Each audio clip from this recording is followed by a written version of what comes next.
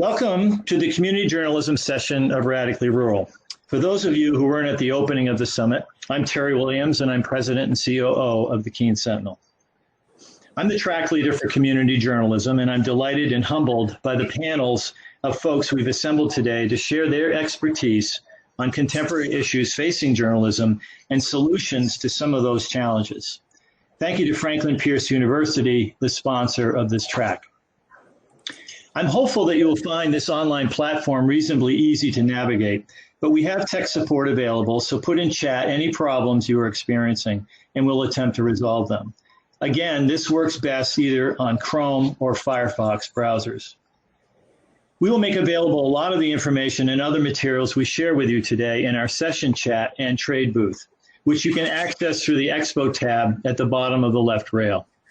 But you can always email me after the event closes, and I'll get that information to you. My email is twilliams@keensentinel.com.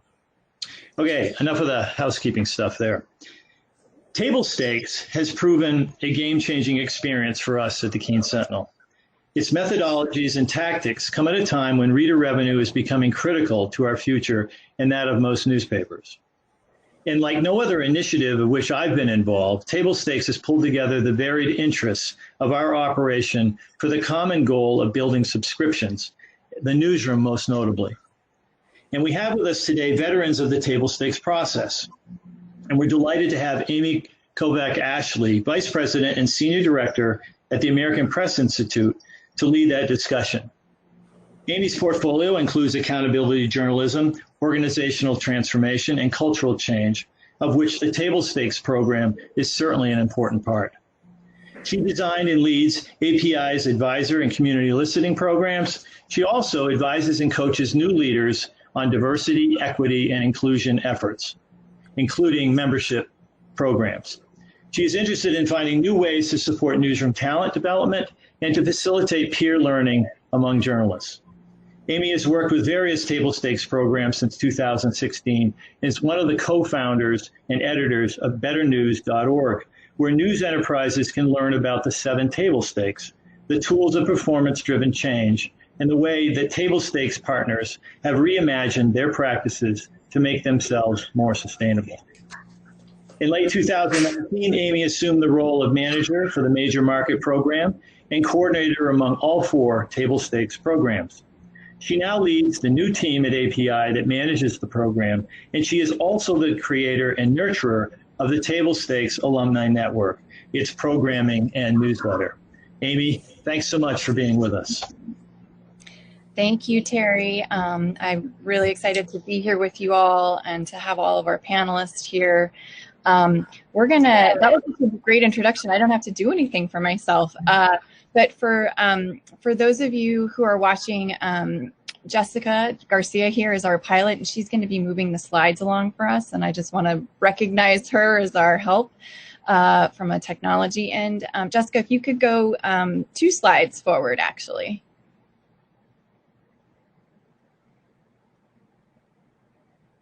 I don't know if she can hear me. There we go.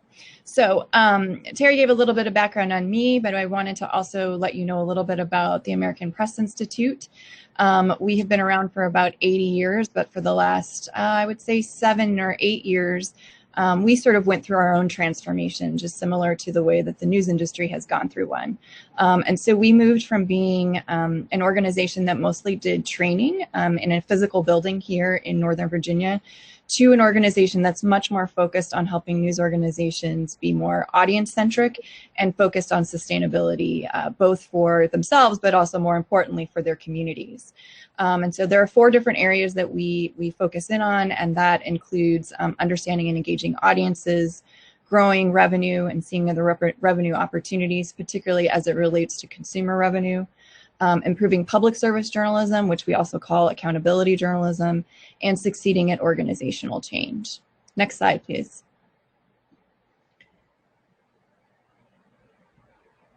So Terry alluded to table stakes, but I think it's really important for us to explain what table stakes actually is. Table stakes is a program that's been around since 2015. That was the beginning of the program. And you know, I know a lot of people have been through many different innovation programs in their newsrooms. And I think it's really important to underscore that table stakes is not just another innovation program. There are a lot of people who have innovation fatigue with so many different things coming at them, but this program really brings together a lot of different elements to sort of help people be able to move forward and actually make what sustainable long-term change. Next slide, please.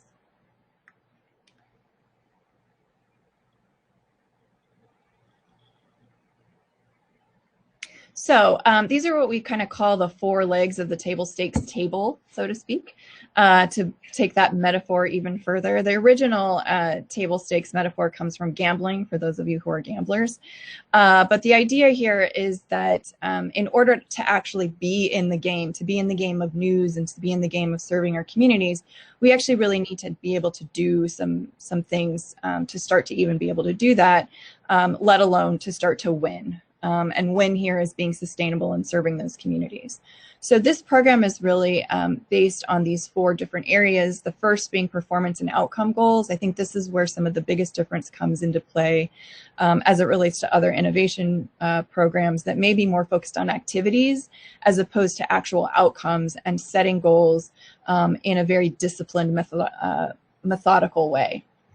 The next area is with hands-on coaching. That's an area that this program really provides for a long period of time. The programs are usually about 11 to 12 months. And during that time, the news organizations that go through them get a coach that actually really helps them think about every step of the way what their strategy is and helping keep them accountable. The next thing that has been a relatively new overt addition to the program, but has sort of been there in pieces since the beginning, has been a real focus on diversity, equity, and inclusion. And that comes to us through our partners at the Maynard Institute. And that is something that we've been talking about a lot in the last year and a half. We are trying to, as many people are talking about now, meet the moment that we are in. And that the piece of DEI, or diversity, equity, inclusion, is woven through the entire program at this point, thinking about how to be more inclusive, both within organizations and also as it relates to the audiences and communities that we're trying to serve. Lastly, there's a focus on audience-focused skills, which dovetails nicely with the work that API does.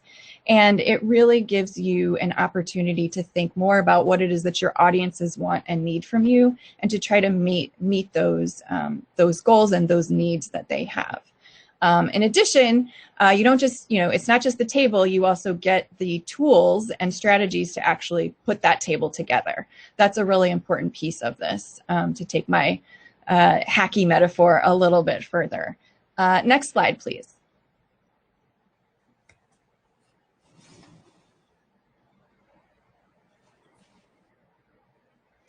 So the table stakes in general is sort of the idea here is that these are the key skill sets that modern newsrooms need to master to again, be in the game. That's that gambling metaphor. And so the idea is here, there's a certain level that you actually have to meet in order to just be able to play the game.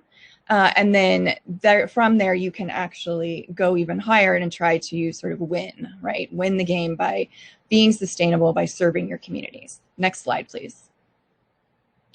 And as she's moving it, I can explain. So these 7 table stakes, these are the 7 actual sort of skill sets. The first is serve targeted audiences with targeted content. And that's really thinking about your audiences, multiple audiences that you have, the different segments. You can keep going, Jessica, through all 7 as I'm talking, just because I know they'll show up there. The second one is publishing on the platforms used by your audiences. That includes platforms that you own, but also platforms that might be owned by others, and being in spaces that your audience might see you and might experience you. The third is producing and publishing continuously. Again, that's being there when your audiences need you. The fourth is turning occasional users into loyal paying ones. We're going to hear a lot about that today from our panelists and how they did that. Diversifying and growing the ways that you earn revenue. I know many of you who filled out our survey talked a little bit about the issues around revenue and the situation that's happening in advertising and has been happening in advertising, and that was even further created issues since COVID started. This is really thinking beyond just one way of earning revenue. Number 6 is finding partners to expand capacity and lower costs. We will talk a little bit about that later. And number 7 is what we call adopting a mini publisher mindset. And that's the idea that we take down silos and we actually think across an organization about how different things that we're doing actually meet the goals and meet the needs of our audiences. And we'll hear a little bit more about that, particularly from Autumn in her presentation. You can go to the next slide. Just so you all know, those 7 table stakes were actually developed with newsrooms, with the 4 original newsrooms that went through the table stakes program. So they had a little bit of a different task. Not only did they go through the program themselves, but they actually helped create the actual table stakes themselves from their own lived experience. So that brings us to our tie with API and table stakes. We've been involved since the beginning. But we were not the original folks who created the program. The original folks who created the program are Doug Smith and Quentin Hope. They came out of a consulting background, but they've also worked with news organizations and news leaders since about 2004, I believe. This program was an outgrowth of an individualized based program that's now called the Media Transformation Program. But API has been kind of working on the program along the way. As of last year, we were able to take over the management of the major market version of the program, and I'll tell you a little bit more about the different versions of the program in a moment. I also wanted to introduce one person who's here, is Emily Risto. She is actually our director of local news transformation, and she is working day to day on the program for us with Major Market. She's also helping coordinate with the other programs as well. And Emily's going to be helping us by monitoring the chat and also posting some links along the way. Next slide, please. So I alluded to the fact that there are multiple programs. Right now, you can see here on this is the busiest slide that you'll see for me. There are 5 programs basically at this point. So the Major Market Program was the first. It launched in 2015. That's really the audience for that is really meant to be print legacy organizations that are centered in the major metropolitan areas of this country, right? So the larger places, those are the ones who normally do the Major Market Program. The Poynter Institute program, which there's a little asterisk up there because I want to make sure everyone knows that that their program is actually in the process of recruiting for its next cohort. So at the end of this, if people are interested in knowing more about being in the Poynter program, which does serve smaller organizations, and 2 of our panelists today went through the Poynter program, please definitely either let us know, or we're going to share. Emily just shared the link to the application, but you have until October 15th to actually apply for that program. University of North Carolina has a program. That's the one that Les went through, and the News Reporter. You'll hear about that from him. Most of all media types are sort of represented there, and but they're centered in North Carolina and the Southeast. Arizona State University also has a program that's focused on television. And then their Gannett and McClatchy companies got together and did a corporate version actually of the program. And they've been trying to figure out ways of pushing these skills out and down and around throughout both of their organizations overall. But the 4 programs that you can actually sort of do at this point if you're outside of Gannett and McClatchy are those first 4. Those first 3 obviously are probably more relevant to the folks here because I don't think we have any folks in TV. Next slide, please. If you want more information, by the way, about any of those programs, you can go to tablestakes.org. That is the place where we list everything about all of our programs. It's important here to call out our funders, the Knight Lenfest Local News Transformation Fund, which is made up of the Knight Foundation and the Lenfest Institute, and our partners, I mentioned Maynard earlier, and News Catalyst. News Catalyst works on technology and product. Next slide, please. I believe earlier Terry mentioned Better News. This is a site that we launched to be able to share out some of the wins and learnings from all of the table stakes universe. And so we invite you, if you're interested in seeing what some of those case studies look like, to sign up for updates. It's on the site under the subscribe button, and Emily just shared our link to that. So we'll talk a little bit more about some of the, and we'll share some links from Better News that actually come directly from some of the news organizations you're going to hear from right now.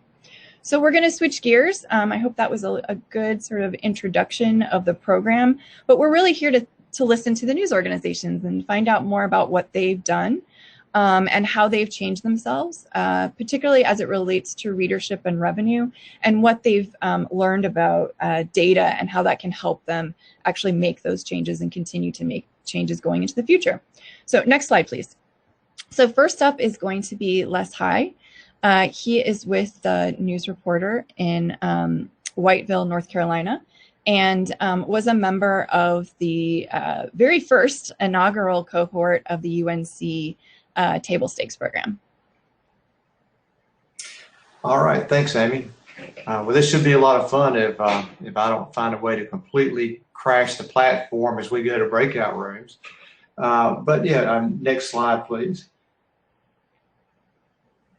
So I'm the publisher of the News Reporter in Whiteville. Population 5,500. It's in a high poverty area. It's one of the poorest counties in the state of North Carolina. It's a very large county. We're twice a week, 6,500 circulation. We're 124 years old. It's just us. It's been in my family since 1938. My grandfather bought it then, and it was just on the wing and a prayer in a small shop in downtown Whiteville. He ran it until 1959 when he died, and my father became publisher at age 26, and he led it to become one of the top newspapers in North Carolina. We were the first small newspaper in the country to win the Pulitzer Prize for meritorious public service, and that was on the KKK. The KKK had infiltrated the police departments here, and it was a very dangerous time and a very courageous fight. We have 35 employees. We still have a 1974 Gauss press. We print our paper and other papers, and many of our employees have served here for decades. Next slide, please. This is a story I like to tell about one of the table stakes, and that's meet your audiences where they are. It's very important. So we're sitting around in an advertising meeting one day, and y'all probably had these discussions too. Are we putting too much on the website? Is it hurting circulation? Is that reducing eyeballs on ads?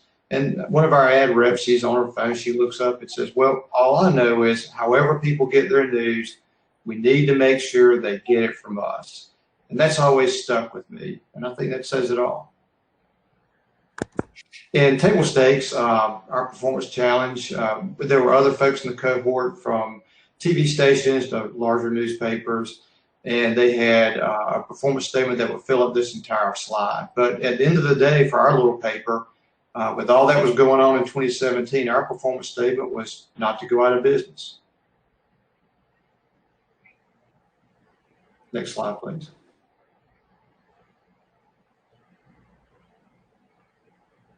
So we made a lot of changes. Focus on audience and reader revenue, trying to convert those readers to our free website to readers who would pay for our news. We had a metered paywall, and we created an app, a new website that UNC created for us, newsletters and all kinds of different things. Focus on analytics. We're very specific about that. I mean, at the end of the day, with as little time as we have, we've got to write stories that people are going to read, right? And in 2020, I think it's important to remember that reader habits are established by our audiences, not necessarily by us. We made some key personnel decisions. We needed somebody to bring us into this new age who wasn't me. So we hired a new director of marketing who was a young fireball. She could do advertising, tech. We hired a new editor who was young and savvy, had a TV background, video background, and a circulation manager who had a background in sales, and so she sold all this. And we created a bunch of events like our first New Year's Eve event for our town and so forth. Next slide, please.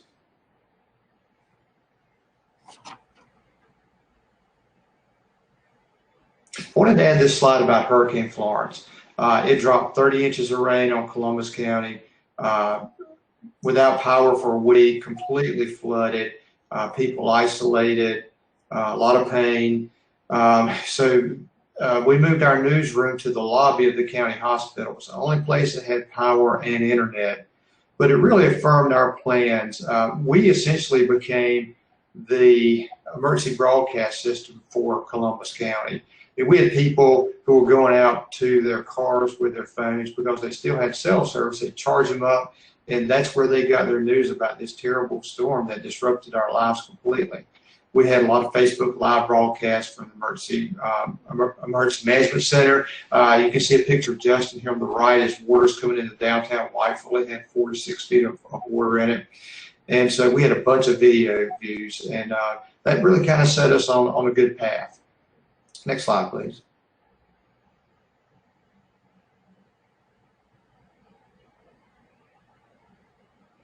So our outcomes, we are still in business. That's a big one. We've never reached more people. 65% of our newsroom expense has been funded with digital revenue. We've added a reporter this year. We have a lot of reporters for our paper our size. We have 6 on our news staff. So we'll get to 100% one day, I feel sure. We publish on a bunch of platforms, Instagram, Twitter, and we've diversified revenue. On the right, on these slides, that's Jenny at the top. She did a video promotion for Downtown Merchants at Christmas. Justin Smith, our editor, that's a promotion for a news show that he does once a week. It's a review and a preview of news, and it has a news segment that he does. And at the bottom is an event we had with a collaboration from Scalawag Magazine and UNC TV about opioid abuse here. The cool thing about this is UNC TV rebroadcasts this across the state, and it brought a lot of funding to Columbus County. Next slide, please. You got about a minute and a half there left. And we will get through it pretty quick. So I'll go quickly through the bad news. So we all know that print is eroding, and that will probably continue. We don't know what's going to happen with COVID. We're down 40% in advertising. Preprints are going away. Who knows what's going to happen? Our mom and pops have really been hit hard. Monopolies do very well with targeted advertising. That's hard to compete against. A lot of barriers to entry are low. And as newspaper falters, as they falter and vacuums are created in news deserts, well, then we know what happens there. And our last slide.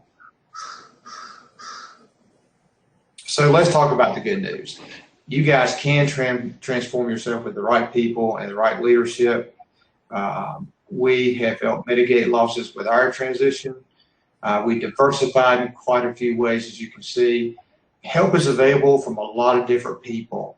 Amy, for example, sent the circulation director from Philadelphia to Whiteville, and that was a game changer for us.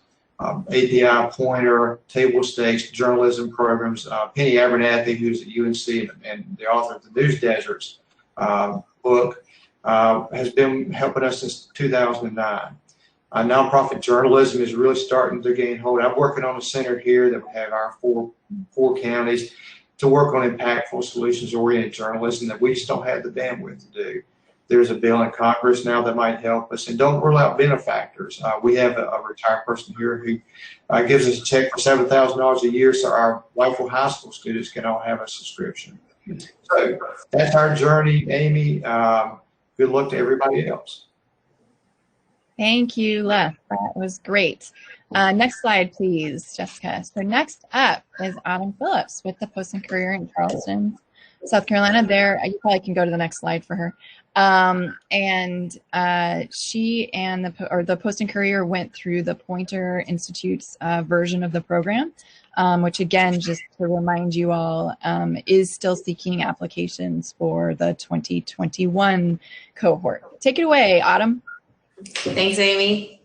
So this slide was really an interesting journey for me. I used it in February for a presentation I did in Boston, and having to fill those numbers in again made me realize how much has changed, I guess for everyone, how much has changed for us since February.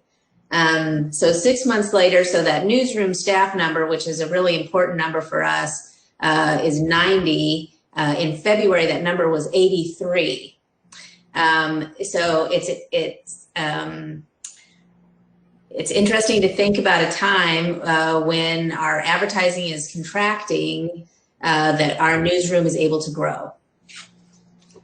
Our strategy, thanks to table stakes that we set 2.5, 3 years ago, was to move our revenue slowly away from our dependence on advertising to reader revenue, digital subscriptions, events, newsletter sponsorships. And in order to do that, we feel we need to be producing a certain level of journalism, deep, beautiful storytelling, investigative pieces that take a lot of time. We need a large staff in order to produce the kind of journalism that gets people to pull out their wallets. Our goal is to fully fund our newsroom staff at that level, now 90, with digital revenue. You'll see that digital only subscriptions, in February we had 8,200 digital subscriptions. When we were originally in table stakes 2.5 years ago, we had 1,200 digital only subscriptions. So we're watching that number grow.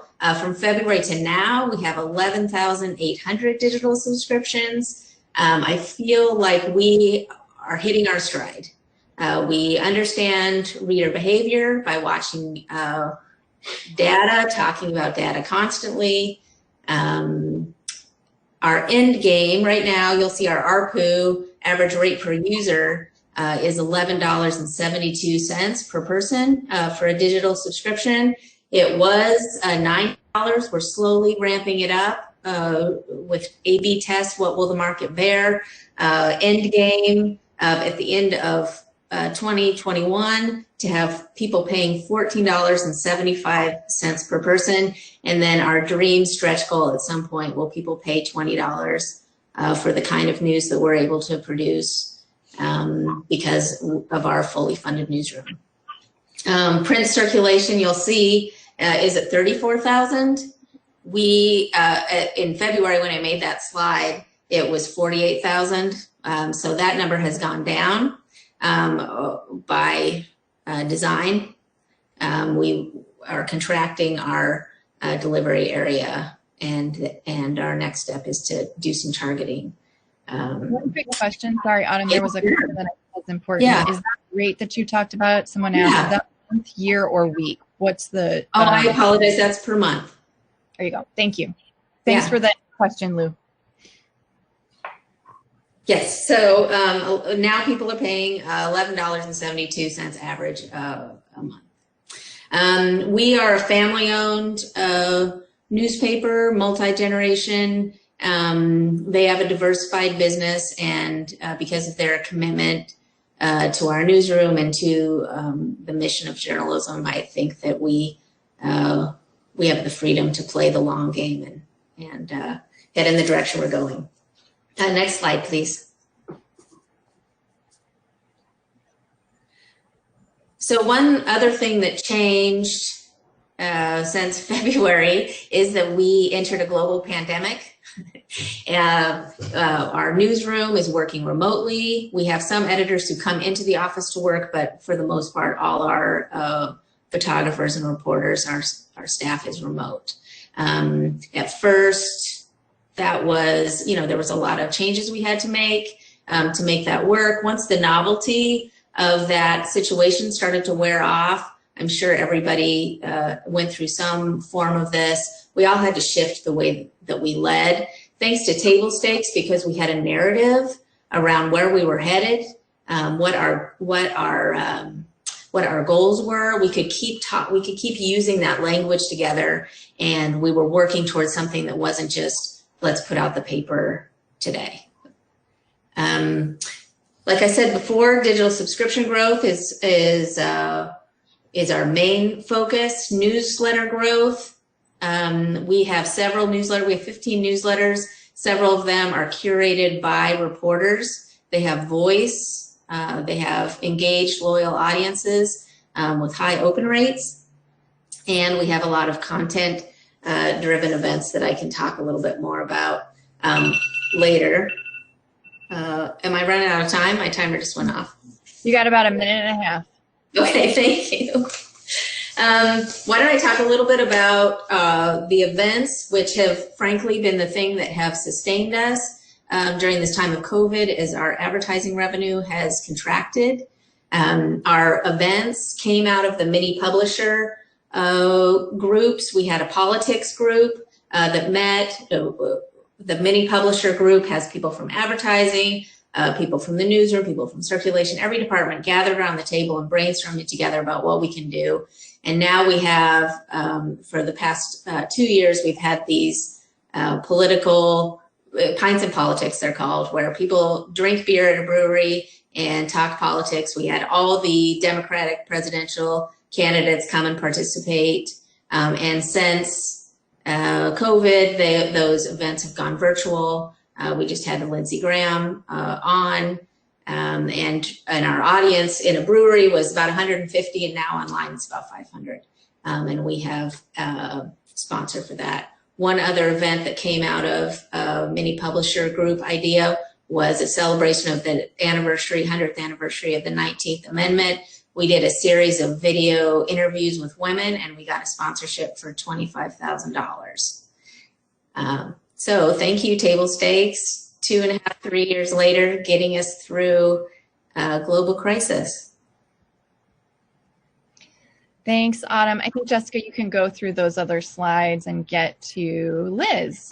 So Liz White here is with the Record Journal in Meriden, Connecticut. You could probably go to the next slide.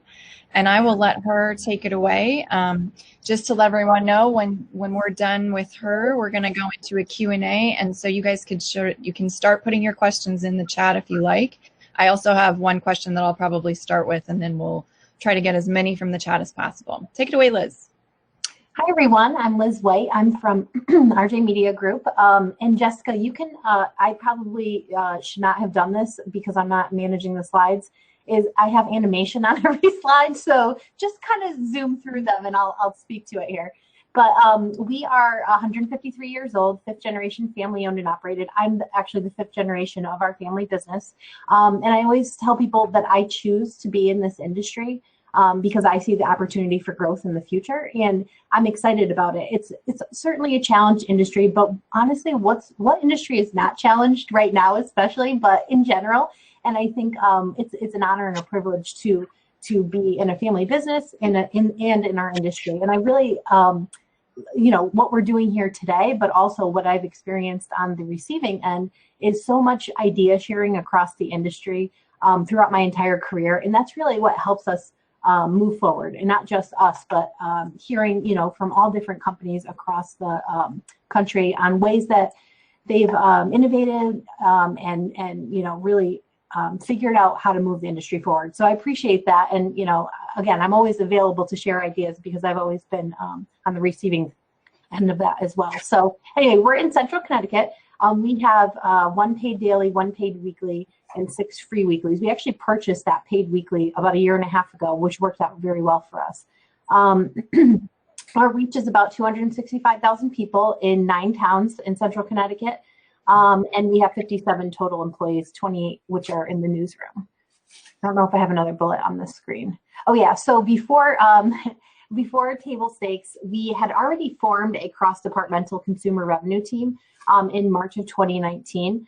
But it was, I should say, it was part of our overall strategic plan, and it has 4 pillars, and consumer revenue is one of those pillars. So we already had gotten the work started, but we hadn't moved forward as much as we were able to once we went into Table Stakes. So that succeed or fail fast is our mantra at our company. And what it means really to us, oops, if you go back 1 slide for a second, and what it means to us is it's about our company culture of not being afraid to take risks and try new things. And then if they do work out, celebrate them, stop and celebrate. And if they don't, fail fast and tweak or move on to the next thing. So what you see on the next slide here is what happened when we were able to, I zoom forward about 6 months or so, and once we had started, our team had started the table stakes program and really gotten into the structure of it, we were able to what they call go public to our company. And this was something we hadn't really communicated to the whole company yet of what we were trying to do, which was grow our digital subscriptions. And so this is just a screenshot of the beginning of the presentation, but it also represents a timeline of where we were if you look back to January 2017 and then the steps along the way. So it was our way of communicating to our company that our overarching goal as part of our challenge statement through table stakes was to get to that 1867. So I'll circle back to this at the end so you can keep going here. Oh, I should mention too, we renamed our team Facts Aren't Free. And that was our way of explaining internally to our company, but also externally to the community that journalism is worth paying for, local trusted journalism that you can't get anywhere else. So this slide is important because table stakes really helped us have a mindset shift. So the consumer revenue team or the Facts Aren't Free team has people across the company in different departments, including myself, from the newsroom, creative team, circulation.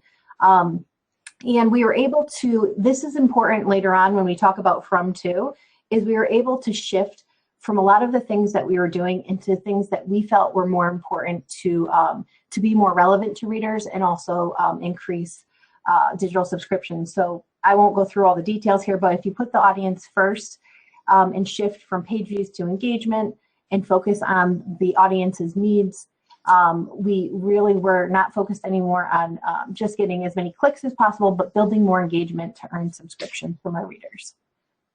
You can go to the next slide.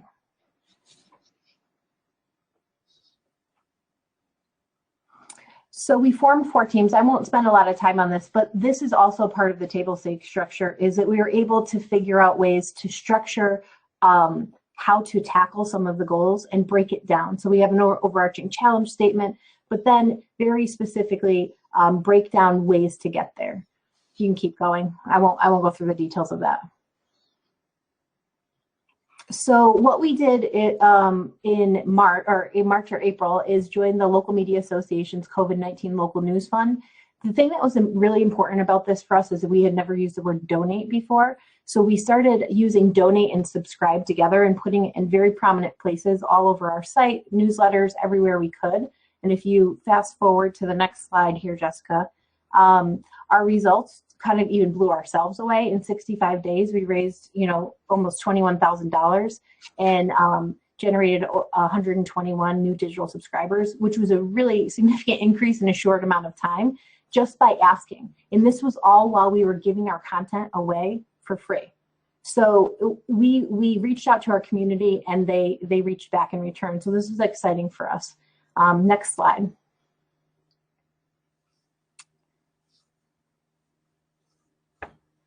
I should have had my slides up too so I could reference them. So we did the company presentation that we just did in August. It was our next presentation. I know I only have 1 minute, Amy. I promise I'll be fast here. So this is a screenshot and you can see we added some more here. But what's important here is you see the growth year over year from the previous year was 5%. And then the growth from June to June was 92% year over year. So for us, that was a huge win. And we were able to show the company what we were able to accomplish, but also we want to get them more involved too across the company. If you go to the next slide. And we just graduated from the program in June.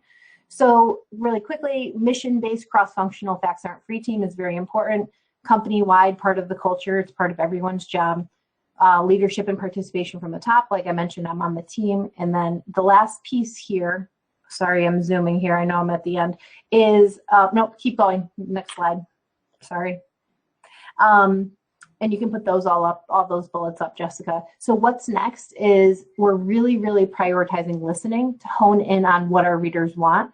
And then so we purchased Hearken with part of our Facebook grant that we were awarded a few months ago, and we branded it as Voices, community-powered journalism. We are going to have a lot more community leader conversations. Here's some, type examples of leaders in our community we're going to reach out to to tell our story, but also very much prioritize listening to them. Last two bullets here, I promise, Amy. I forgot what else is on here. Oops, there were two more bullets on there. Let me just say it really quickly because I didn't. Yeah, okay. Employee referral contest. We actually are giving out a prize for the employee who helps us generate the most subscriptions.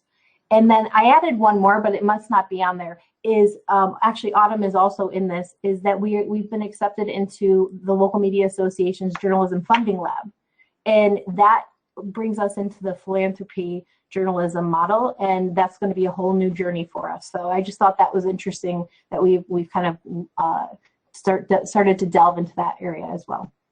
All set.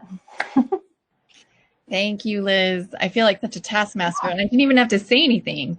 I know. Jessica, you can turn off the slides now because we'll just go into the moderated part of this and people can see everybody's faces. So I wanted to ask one question and have folks start to answer this, and then I'll switch to some of the questions in the chat there. But I think this is related to what some people are asking. So, how have you as an organization become more focused on using analytics and data to help you make these decisions and move you forward? So I don't know, Autumn, if you want to start with that one. Sure. So we use a couple tools. We use Parsley, which was created by a journalist for journalists. It's very intuitive. Everybody has a login and they watch their own data. But also I create a report each week, and I'll sit one-on-one with the editors, and we'll go through and look and see how everybody did. And, I will say that a good way to coach, we're coaching about a lot of things, about newsroom culture, about our coverage, about our storytelling. And when you're staring at a screen looking at numbers, it's kind of easier to talk about some bigger issues. We started the process by looking at the things that were getting fewer than 500 visitors. And we decided to forgive ourselves from doing those stories that didn't really have a readership.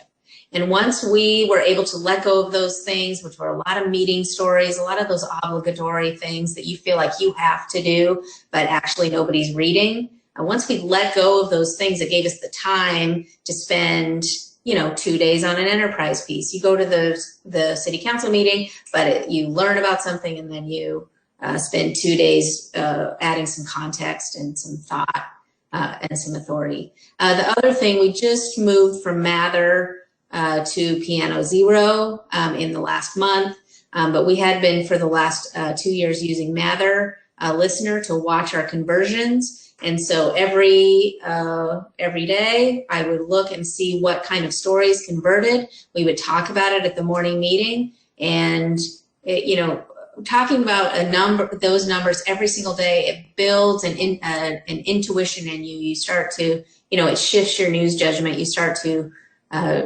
understand what kind of things are going to spark people's interest and get them to pull out their wallet.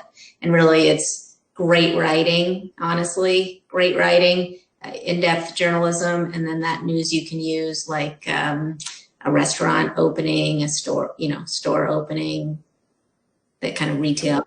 We did have a question from someone about what news you can use means. I'm curious what news you can use means in COVID times, because restaurants are probably not opening right now. Right. Well, it's so interesting because food has always been one of our big converters, restaurant reviews. And obviously when restaurants closed, we stopped reviewing them. And now that we're reopening, we feel like it's a little irresponsible to review. So we've backed off on that. But strangely, just because it's such a big part of our culture, food is still one of our big converters. So our food editor has kind of pulled back and become more of a leader in the industry, talking about, trends, what to expect, how people are getting by, takeout,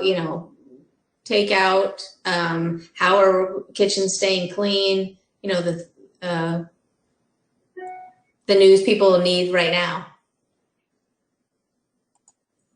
something that you wanted to add perhaps on the data end? I know you underscored analytics and how that's been so central to your transformation.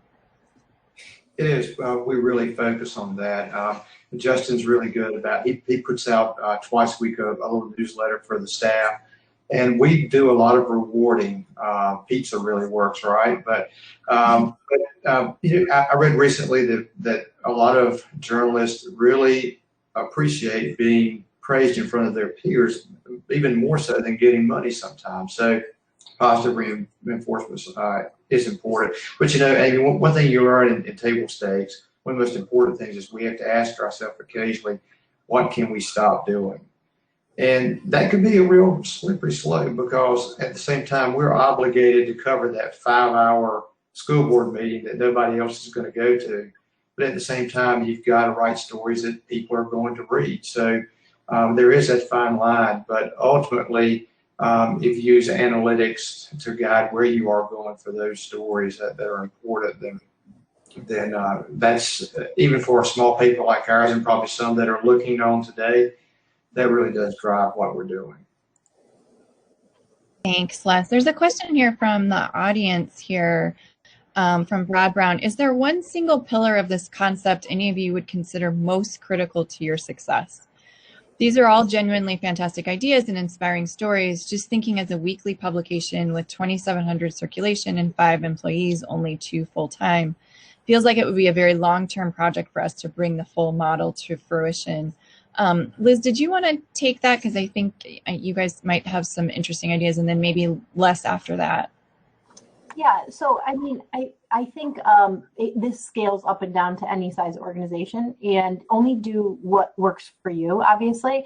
But I think take it one small chunk at a time. And I think that, you know, we didn't delve into this too much in our presentations, but one of the foundations of table stakes is building a challenge statement. So it's sort of like a mission statement of what you want to achieve. And we could probably give lots of materials, Amy, I'm sure, for anyone who wants to kind of build on that or actually apply for the program. But I think that's what sort of pulls together what direction you want to go for your team and for your company. So I would start with that, and then have everything you do align with that, right? There's a lot more structure behind it than just, I'm oversimplifying it, but I would say that's probably the most important thing. And then that helps change your culture and the way that you think about everything every day. Because if it aligns with that, then you should be doing it. If it doesn't, then you question it. And that goes back to that what not to do. And I know we all said it, but I think it's so important because if it doesn't align with where you're trying to go, then why are you doing it in the first place? And obviously aligning with where you want to go should be, you know, better serving your audience too, right? It's not just about what you want to do internally. One quick thing is our coach, Cheryl Carpenter from Pointer, there's an actual article about this, what not to do, and I'm going to find it for everybody so that I can send it to you, because I think that's a key part of all of this, especially if you're so small. Yeah, and so for us, finding our audience, meet our audience where they are. You remember the slide I put up where our ad rep said, however people get their news, they need to be getting it from us. And I think that's the one kind of North Star that we've looked after, is we have to go find our audience. And if it's in email newsletters, or if it's Instagram, if it's, push notifications, that's how you build occasional readers to those who will help pay for our news. Just so everybody knows, Emily just posted the Stop Doing piece that Liz and I think Autumn and Les referred to. Emily was actually one of the co-authors of that piece. Oh, great job, Emily. Yeah. So, she's a little bit of a celebrity that people don't know. They know the piece, but they don't know her. Welcome to Emily. But this comes out of her experience at the Milwaukee Journal-Sentinel. And it was an approach, and I should let her talk about it. It was an approach they took to sort of be able to do what Liz was saying, which was really aligning with what their goals were. I don't know, Emily, if you want to just pop in and quickly say. Yeah, so for us it was a little bit more informal, where we just kind of got together in a meeting and said, okay, what are these big projects that we feel like we have to do, but we're not seeing real results from? And then since then, so I was last December. So since then, we did have a more strategic approach, really similar to what you described, Autumn, where we went through and said, okay, which of these articles are not getting at least 500 page views? What are the themes that we're seeing? That sort of thing. So. And a number of news organizations, I think, have started to take that approach to their work, and also, once they go through the first time, then being able to actually go through again and keep doing that process, because we do keep adding things, but do we ever take them away? And do we ever say, you know what, it's time to sunset this thing that we've done. It's done a lot for us. It's done a lot for our community, but we are making a decision. We're making a conscious, intentional decision that we're moving in a different direction. And that's okay to say, we're done with this thing. We honor that we did this, but we're going to move on to something else. Amy, can I give an example? Please do. Yeah. So one major shift for us was in our crime reporting. So, I think back in the day, which was, 3 years ago, when we were focused on page views and getting as many people to click on as many pages as possible, crime news was really a hallmark. We got people were curious about car accidents and, shootings and unfortunately, I don't know about you, but what happened to us is we end up filling our paper and our website with crime, and all of a sudden our city feels like this terrible place to live. But the other thing that we noticed is that's not the kind of thing, it gets people to click, but it doesn't get them to pull out their wallet. It doesn't build this sense of loyalty. So we started to look at our crime coverage and how can we choose what we cover, things that maybe have an impact on everybody. If we can write about it in a contextual way, if we go to a trial instead of doing a blow-by-blow gavel coverage, we'll spend the whole week there recording, and then we'll write a beautiful narrative at the end that tells the whole story. Those kind of things, we've seen a response from our readers as we grow those digital subscriptions, and it's given us a little more time as we back away from just trying to be first with, the crime of the moment.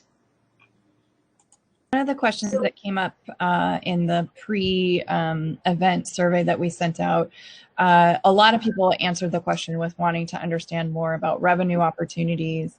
I think we've been in a period of time for the last 20 years or so at this point where we've seen revenue declines, particularly from advertising. And so I wanted to see if all of you could give us a little bit more about some of the opportunities that you're seeing now that you didn't pursue before. I know, Autumn, you talked about events. I think you answered this in the chat, but I don't know if everybody saw it. But just to see, what does sponsorship look like to you? Liz, you mentioned donations. That's something that a lot of news organizations are not familiar with or comfortable with perhaps at this point in time. And so how do you really make the shift to those things when, for the most part, we've been an advertising-based kind of model? Sure, I'll jump in, and honestly, I would normally more comfortably talk about sponsorships and advertising because I do a lot of selling with our team all the time. But I'm going to talk about the uncomfortable thing because that's new for us, and I think that's where we can kind of grow in different ways, even more. And I should say we have found some big opportunities during this time for advertising. Although ours has also declined, we have found different ways to grow that we've been surprised by. Actually asking for donations, like I said, it kind of sparked the community to give to us in different ways. We had over 280 donors for that $21,000. There was a lot of different people contributing, and some of those people were business owners or part of nonprofits. So they started to react in different ways, and we had businesses start advertising campaigns because they knew that was another way to support us, for example. So I think, I mentioned that we just joined the, that's one area, but then what I just mentioned earlier was the journalism funding lab, which is going to give us a whole different perspective on how to have these conversations in our local community. And it's not about supporting a for-profit company with donations. It's about funding local journalism in your community, right? So I think that is a mind shift that we personally have to make. I was very uncomfortable with the word donation. I still am very uncomfortable with it, frankly, and we're not using it on our site right now. But the direction we're going to go in with the Journalism Funding Lab is going to be having those conversations about how the funding can actually fund local journalists in certain topics like education and different things like that. We just have only scratched the surface, but being able to see how the Seattle Times and other companies have had success with it really opens your eyes to new ways for opportunity. And it's hard to call it a revenue stream the same way, but it's funding, like I said, local journalism. So I think there's really big opportunities if we tell our story to our community that we want to be here and stay here and keep doing what we do, but we need some support in different ways to do that.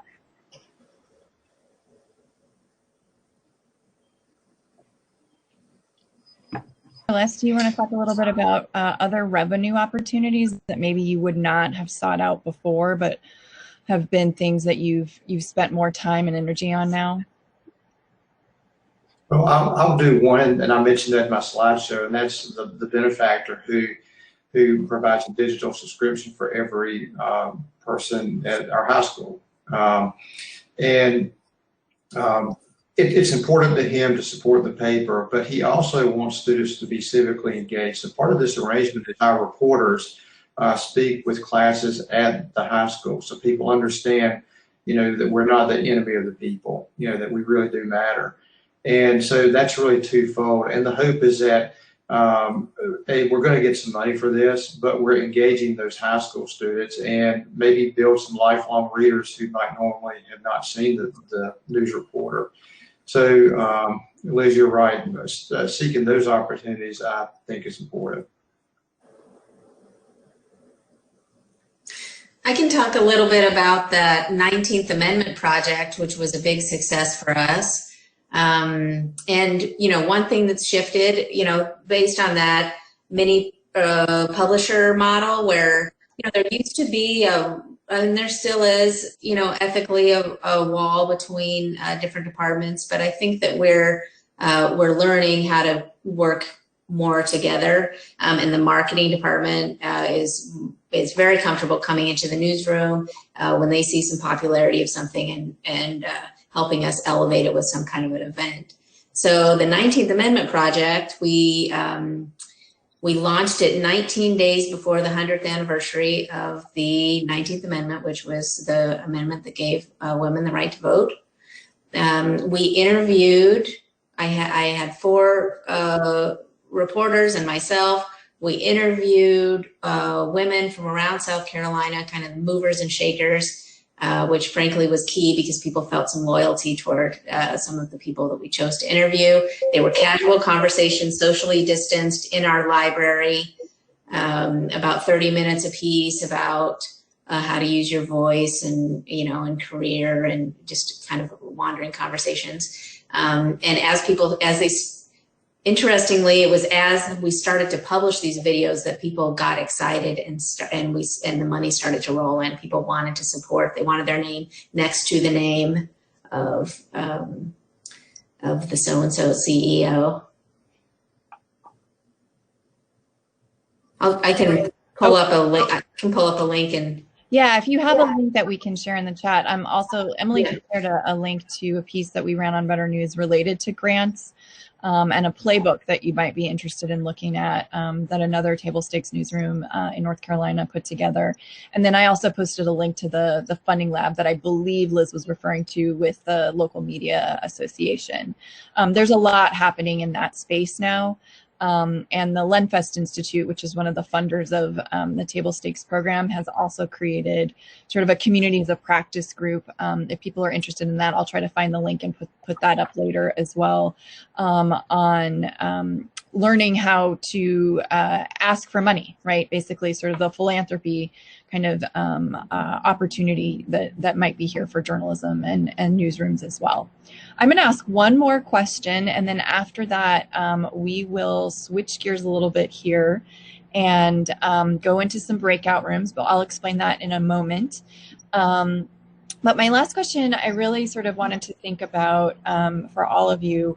It's important to note that these stories, while they are inspiring, are not always a straight line, right? You don't, even though Liz showed that straight line, it's probably not really been a straight line. So I think I think it's important for people to know that this process and any process really where you're learning, you're going to sometimes have a 2 steps forward, 1 step back kind of thing, and then you're going to catapult yourself, right?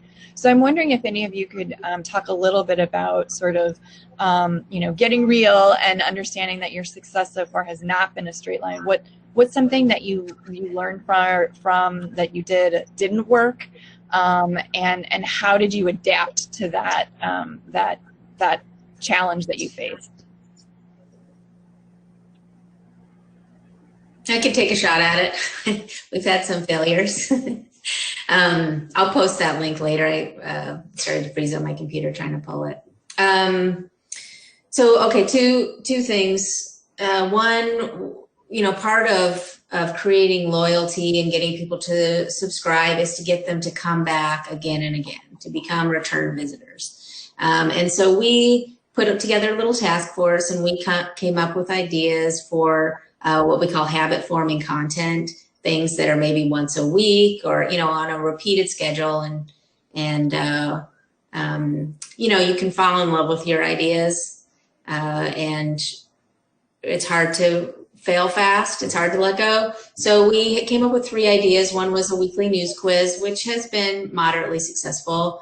And we came up with something called the hot sheet, which is, of course, we launched it a week before the pandemic, but it's a weekly tip sheet of everything you need to know about, the hot restaurant or the cool event, and that has actually been a huge success. But we also thought about something called office hours, where once a week we would make our reporters available on a topic, and people would love to interact with our reporters on Facebook Live. It took a lot of work to set up each week, and we usually got about 2 or 3 people to engage with us.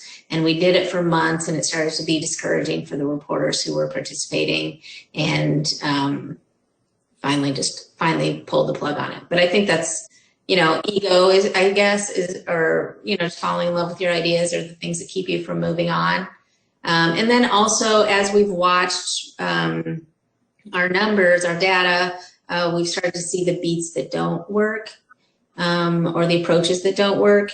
And features has been a real struggle for us, figuring out a way to get people to pay for those, profiles and the things that those feature stories that we all do, that we think people love, but then we watch the numbers and we realize that they don't. So one, I shifted some people to different beats, and then we've had to just have some hard conversations about how to write those features with a news hook, and say no to some of them. Liz and Les, Yeah. you need to, great. Well, I don't know how many of our audience are really small newspapers like ours, but in a small town where we've had hurricanes and we used to rely on tobacco, that's gone. It's a really poor area, and our mom and pops, if Walmart didn't get them, or the floods, or Amazon or COVID, it's just really tough on them. So I don't want people to understand that we're doing events and we're just crushing it. This is incremental revenue that helps make up for our loss in advertising. Of course, reader revenue is the big one. But, events take a lot of time, and we've canceled a couple just because they take so much time, and that's valuable. We started a curated newsletter, which was written by us for young people, called The Trend. And we found out that young people, particularly younger people, don't really use email. So that was a hard lesson. We do have a small news advertising agency in our digital media that is starting to get a little bit of traction. We build websites, but again, where you might get $5,000 to build a website in Raleigh, we might get $500. So, but these are all incremental pieces of revenue. I want to say one thing though, that in our cohort, Tim Griggs, who was one of our coaches, people would come up with an idea and Tim would just throw out, we'll test it. Idea, test it. I would encourage our audience, you may have some ideas. You heard fail fast, fail cheap, if that's what you got to do. But you may have some crazy ideas, but there are ways to test those ideas where you don't have to go all in. So if somebody comes up with an idea in your newsroom and you think it might work, test it.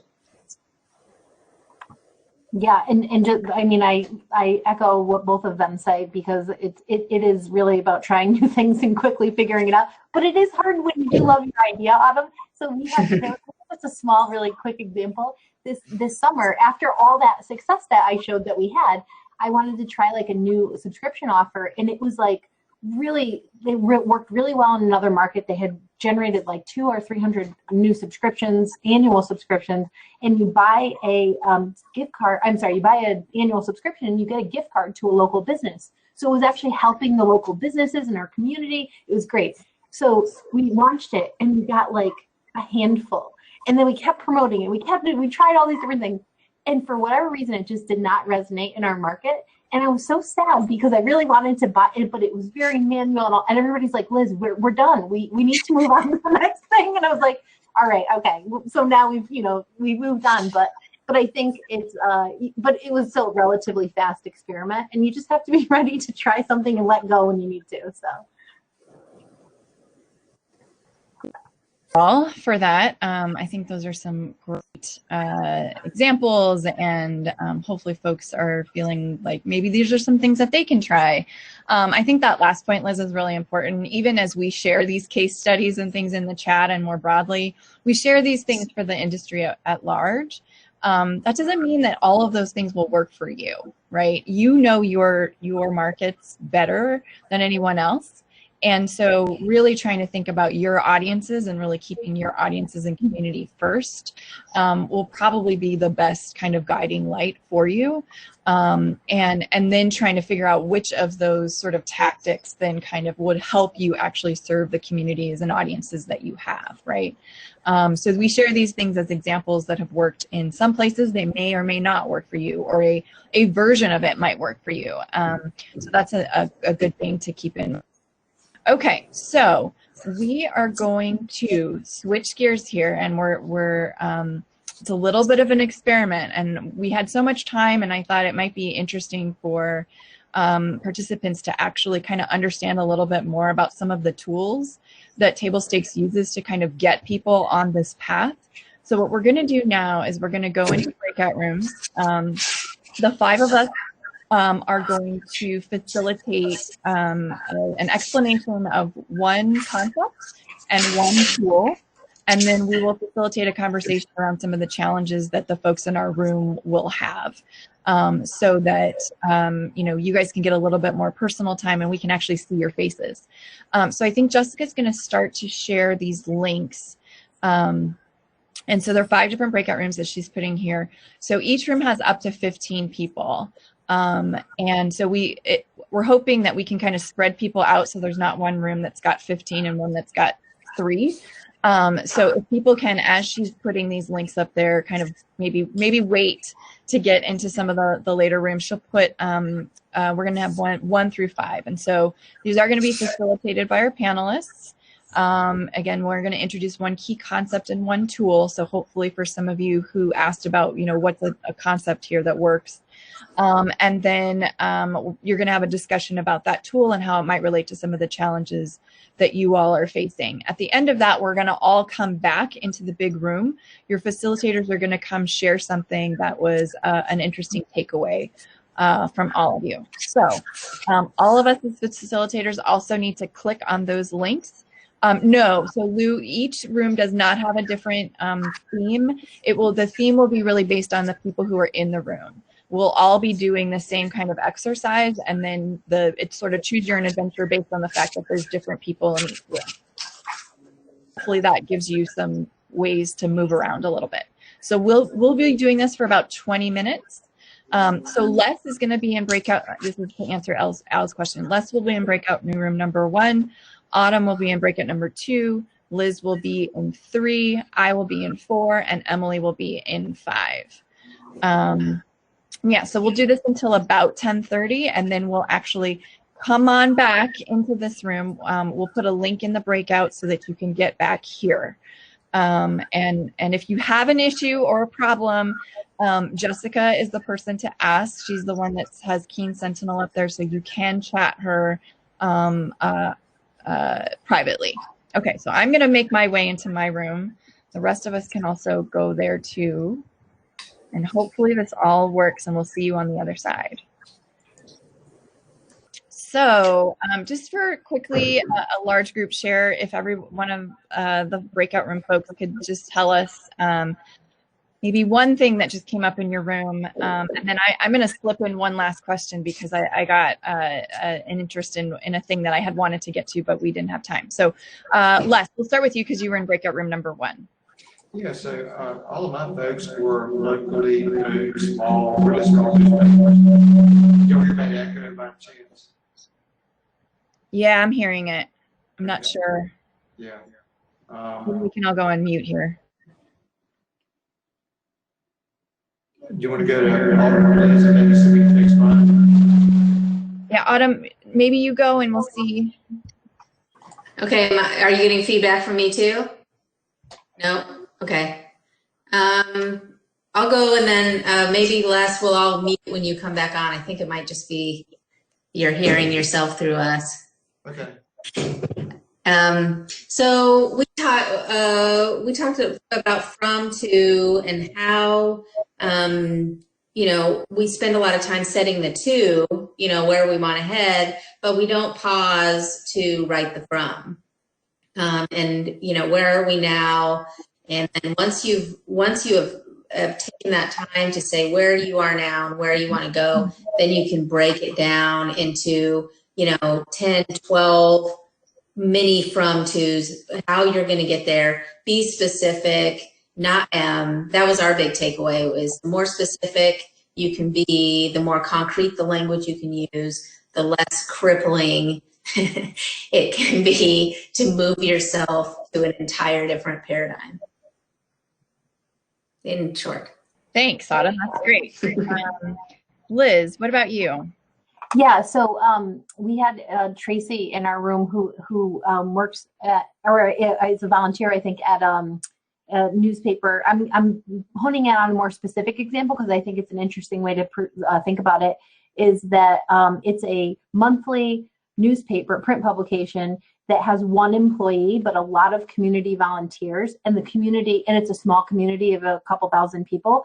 And the community really loves the localness of the newspaper and wants it to be a sustainable business model, but the current model is not probably sustainable without changes. And so thinking about that from to statement in each of the stakeholders areas was kind of a key point that we talked through, because it's not just about the employee, it's about the volunteers, what actions from and to maybe the readers or maybe other stakeholders in the community who care about this publication, and what action, and to Autumn's point of like, where are they now? What are they doing now? And what actions do they need to move towards? And I thought that was a really tangible example of a way it can be used for the long-term sustainability of a newspaper. Cool, thank you for that. Emily, you want to go? Sure. So I had technical in my breakout room, so we didn't get to the slides, but at the end we did have a good discussion around grants and applying for those and sort of what's out there. So I'm going to share again in the chat here a link to an article that Jane Elizabeth of the Raleigh News and Observer did for us, and that actually links to her grant playbook and their grant database that they developed, so that can take some of that initial legwork off. So hopefully that's helpful for folks. Cool, thanks, Emily. Les, what about you? Do you want to see if you can try again? Yeah, so we talked about design do and how we were going to figure out our new rate sheet, how much we were going to increase prices. And I talked about the newsletter trend that just didn't make it, and we just did that by the seat of our pants. Well, there's no more seat of your pants in 2020. And so we did an online survey and gave out awards, had a lot of responses, did focus groups to try to figure out what that pricing model needs to look like.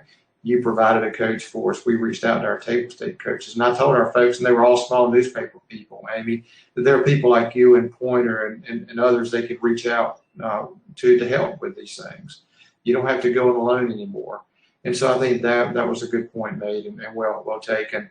And they're all the folks in my group were locally owned newspapers, and we talked about some of the pitfalls of the corporate-owned papers and profit margins and whatnot. And that's just part of that model. But for us, one thing we kind of celebrated is we can be more nimble. We don't have to make a 30% margin. If we can break even and pay ourselves, we're okay with that.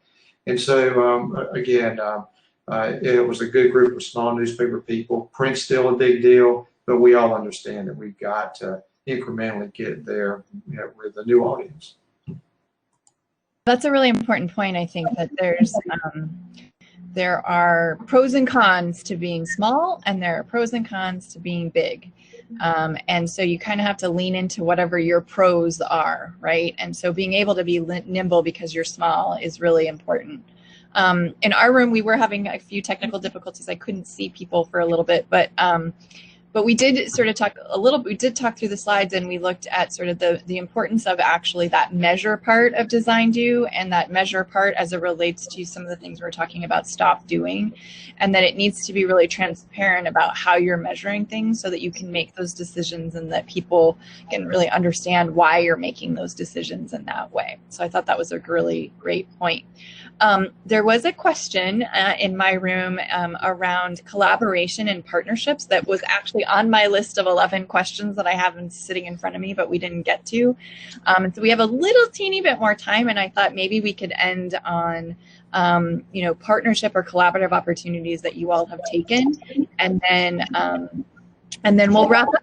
But Les, do you want to start there, because I know you have done some of those with other news organizations and also have something cooking right now? Yeah, so we did. We like a lot of small rural counties, we have a terrible opioid addiction problem. So again, we didn't quite have the bandwidth to do a 6-part series. We partnered with a nonprofit magazine, Scalawag, in North Carolina, but we also put UNC TV into our project because they were all in our cohort at Carolina. And so it was a great series. It got a lot of attention to something that people didn't really pay a lot of attention to. And we tried to write it. But again, the nice thing about it, because UNC TV was involved with it, we did some good here, but the real good got done when UNC TV broadcasting statewide. We get a lot of fundraising. And I'm working on a project now. It's called the Border Belt Project. There are 4 counties along the South Carolina border. They all used to be tobacco country. They're very poor, and there are 4 newspapers in those counties. And it's been really tough. And we don't have the bandwidth to do those solutions and investigative pieces we all need to be doing, especially with COVID and especially with the newscasters that are out there. So that'll be another nonprofit. We hope our journalists to do those kinds of stories, because the demographics are about the same in all 4 counties. So we're kind of excited. If we get funded for that, then we'll do some really good work. I don't know, Autumn or Liz, if you have a collaborative or partnership you'd like to discuss as well. Yeah, I'll just jump in really quickly. So we partnered with our local United Way. It happened to be through our Facebook grant, and we were able to provide more local journalism to tell stories about the nonprofits that the United Way, represents. There's about 30 of them, and that was very successful. We also, provided free marketing campaigns for all of those nonprofits through the grant as well, and what that has led to, and all of that, the nonprofits were very happy, and so was the United Way. The United Way actually named us Company of the Year last week as part of the work that we did, so that was fantastic and really nice recognition, not needed, but nice recognition, and for all the work that our teams did.